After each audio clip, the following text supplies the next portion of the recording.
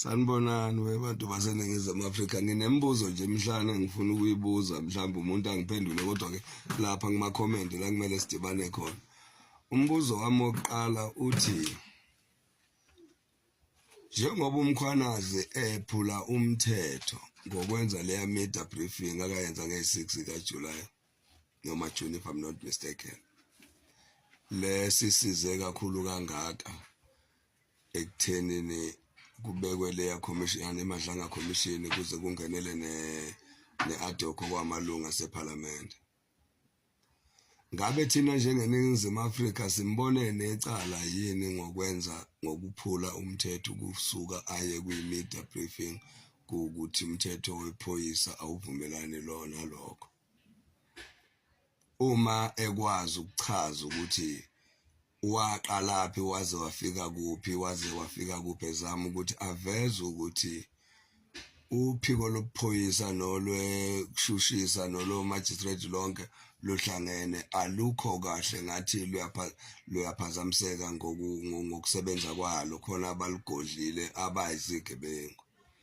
Umbuzo wami ukuthi ngokwenza leyo media briefing engekho emthethweni, ngabe wenza iphutha noma wenza okuyikho na? Oqala loyo. Owesibili uthi, ngabe simbuka eqinisile yini undunankulu weprovince yaKwaZulu Natal umhlonishwa uThami Ntuli ngokuthi athi ubugebengu behlile ekungeneni kwakhe engena ngohulumeni wabo lo we-GNU? Ngabe usho iqiniso yini ukuthi uhulumeni yabo ubugebengu behlile? Uma associate yena namaphoyisa, ngabe ukhuluma iqiniso yini? Uma comment futhi chaza lokuyikho, singayi ngokuthi uphuma kulephi iqembu kodwa sikhuluma okuyiqiniso. Umbuzo wami wesibili loyo. Owesithathu uthi, iMK njengoba iyathola u-45% okwenza ibe ngaphekwa wonke amaqembu akhona kwaZulu Natal, ngabe irongo yini uma ikhombisa ukufuna ukusiza abantu base-KZN abayivotela ngobuningi ngoba befuna ukuphathwa yiyo? Ngabe yenza iphutha yini uma ngabe ikhombisa ukuthi isifundazwe ezandleni esikizo azifanele, izandla ezifanele ezabo njenge-MK? Owesithathu.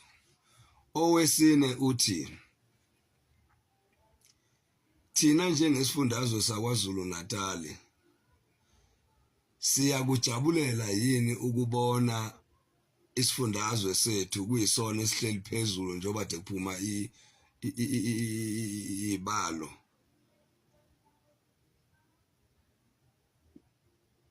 zikaMatibulejeni? Uma sikujabulela, sithini iphoko othisha abafundisa kwisifundazwe sakithi njengomphakathi, njengabaholi abahleli kwisifundazwe? Okwesihlanu okugcina,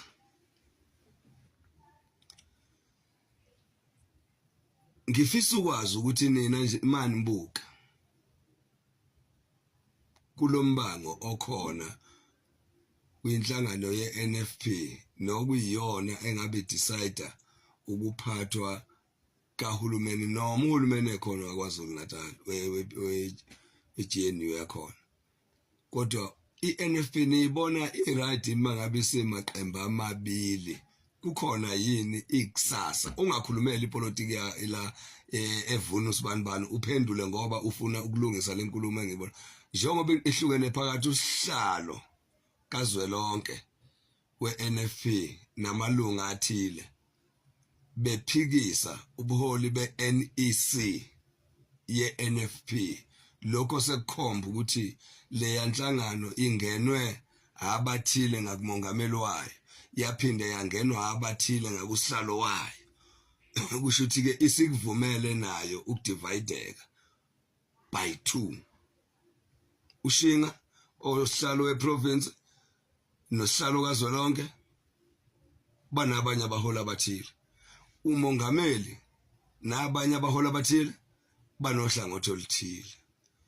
Isazosebenzela bani le yanto? Nikubona ku right lokho okwenzakalayo nina njengabantu be province yaKwaZulu Natal? Ningakukhulumi njengabantu beANC noma benkatha noma beMK, noma nikukhulume njengabantu bakwaZulu Natal okufanele kuqhubeke kusetshenzelwe bona ngokuthembeka.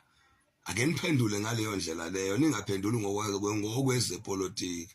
Umbuzo yami emhlanje bimnje mama kulezo ndawo lezo. Ngiyojabula ke mangithola kuma comment abantu abazophendula izinto ezakha leya province yakithi, ngoba ekugcineni abantu abasafarayo abantu bakwaZulu Natal, abantu abadinga intuthuko abantu bakwaZulu Natal, abantu kufanele basetshenzelwe njengabuholi obuvotelwe abantu bakwaZulu Natal. Ngokuhlukana kwembono yethu ngeke kwasa isifundazwe sakwaZulu Natal phambili.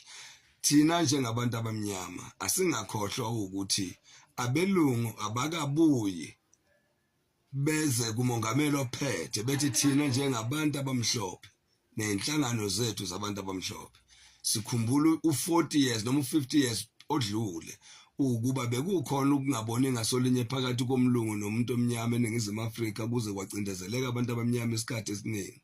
Siyafisa ke nathi ukuphila nabo manje abantu abamnyama ngokuthi sithi kibo siphakamisa izandla nabangasekho abamhlophe. Asazi ukuthi babebambe iqhawe obhota obanibani ofedvuto ababebambe iqhaza lokucindezela umuntu omnyama. Siyabaxolisela, sicela ukuba ndawonye kuyinkululeko yezwe laseNingizimu Afrika bese nathi ke siyabaxolela. Kodwa hayi sibafake phakathi kwethu bengakaxolisi. Sinemndeni eyalahleka, sinezinto eziningi ezasimoshakalela ngenxa yabelungu. Uma bengakaxolisi hayi akufanele thina sibaxolele. Ngiyema lapho, ngiyabonga kakhulu.